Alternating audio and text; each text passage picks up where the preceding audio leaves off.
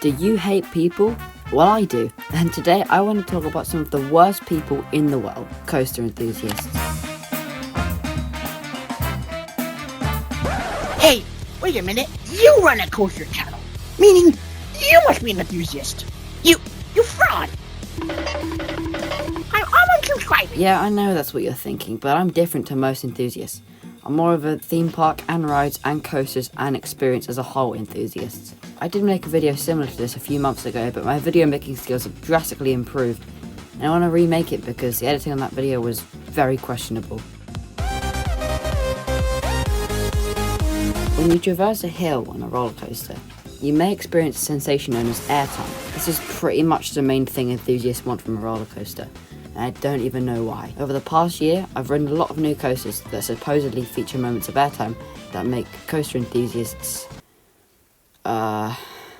but no, airtime doesn't feel nearly as good as people say it is. Although I haven't ridden a B&M Hyper, so maybe I'll change my mind once I ride Shambhala later this year. But that's not the point.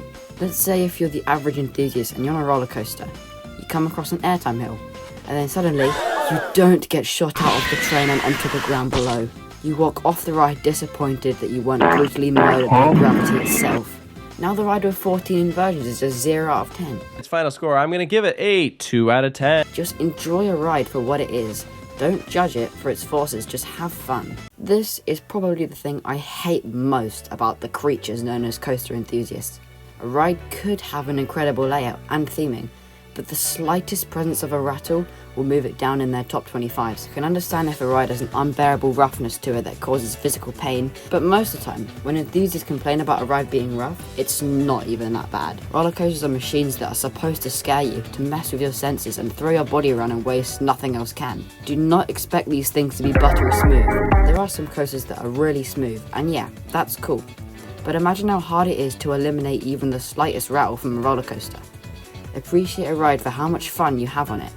If you focus on that, roughness won't affect you. I would like to see a 12-year-old coaster enthusiast try to manufacture a B&M Hyper and then complain about the ride designers not doing their job. I probably explained this better in my older video because I was more of a nerd back then, but I was basically saying that you can't complain about a ride being boring if you're experiencing more G-forces than you would if you weren't on the ride. I've seen people call something like a B&M Looper or a freaking Intamin Giga boring rides. But would you rather be standing in the pathways? I didn't think so. There are probably more reasons to cover, but I don't really want to edit an 8-minute video, so if this video gets 10 likes, then I'll make a part 2. If you enjoyed this video, subscribe because my channel is very cool, and I have more videos like this coming soon.